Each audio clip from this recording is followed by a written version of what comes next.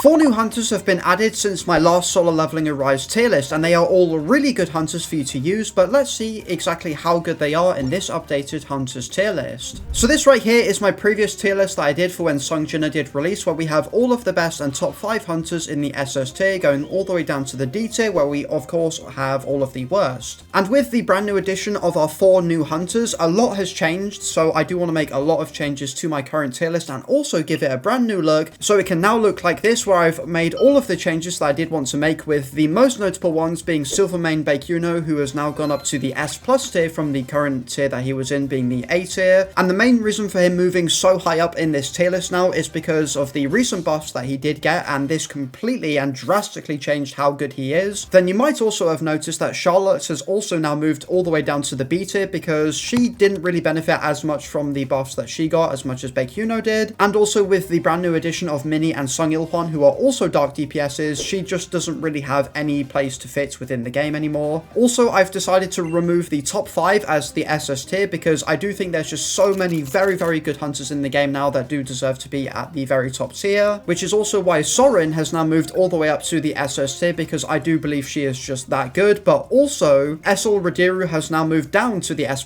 tier, because she does have some competition, with Yuqi challenging her as the best firebreaker within the game. But finally, of course, I've also made all of these other changes that you can see right here. Alright, now that I've made all of my changes to my previous tier list, I of course now have to rank all of the 4 brand new hunters that have been added to the game, starting off with Minnie. So Minnie plays your role as your main DPS within your dark team, and she does a very good job at that, because her damage is absolutely unreal, and she is very good in the teamfight game modes. This is because when you use your Minnie's ultimate, she can actually spam all of her basic skills due to the Falling Petals buff, which is very powerful, and on top of that, with the Violet Butterfly buff, she can even do additional damage with her skills. But as well, Minnie's advancements are also all very powerful, because they do greatly enhance her kits a lot. Because when we do take a look at her A1, this is very powerful, because it can instantly charge her power gauge by 100% at the start of any stage, so this is very good, because she can instantly use her ultimate at the start of her rotation. It also enhances her Falling Petals buff, and can even allow her to now apply a brand new buff called Flowers Message Fragment of Memories, which is very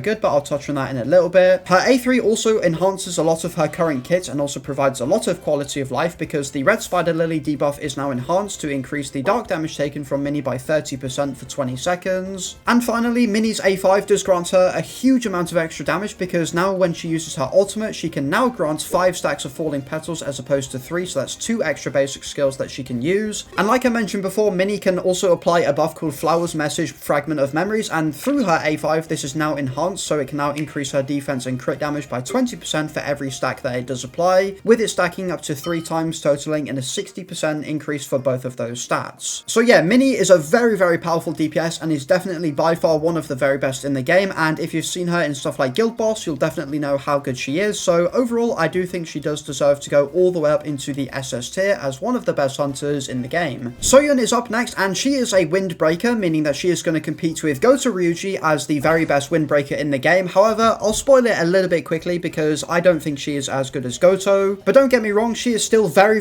good, because she has very good break damage and pretty okay damage in total, and she is definitely good for a lot of game modes. As just like a lot of the modern breakers now within SLA, she can actually increase the break state duration that your enemies suffer when they are put into the break state by 3 seconds, so this is of course very good, and does allow her to compete with all of the other breakers in the game. She also has a debuff that she can apply through her A1 called Dis Battle, and this is very good for teamfight game modes, because it can increase the wind damage taken and also damage taken by 1%, stacking up to 5 times, and does last for 30 seconds. Soyeon's A3 does also allow her to apply a buff called Beat Boost, and this can increase your whole entire team's ultimate skill damage by 15%, and also their wind damage dealt by 10%, which will greatly benefit your Lennart and also Sungjinna. And her A3 can even benefit the power gauge charging rate of the hunter in your 3rd slot within your team, because it can help them regain 10% of their power gauge, and this is done whenever Soyeon does load her Magnum. But of course, her A5 is always going to be pretty decent, because it does enhance her Magnum chain buff to make it deal more damage, and also it enhances her Dis Battle debuff, so it can now stack 10 times, totaling in overall a 10% increase of damage taken for your wind damage and also regular damage. But after talking about all of what does make Soyeon very good, she does also have a few things which I'm personally not a fan of, and the first main thing is really just because that she is an attack scaling breaker, which does mean when you are using her in the hunter mode, she can tend to be quite squishy and can take a lot of damage, so her survivability compared to Goto is going to be a little bit annoying. So in my opinion, I don't think she is quite as good as Goto Ryuji, but she is still definitely pretty decent or very good, because I'm going to put her all the way up into the S+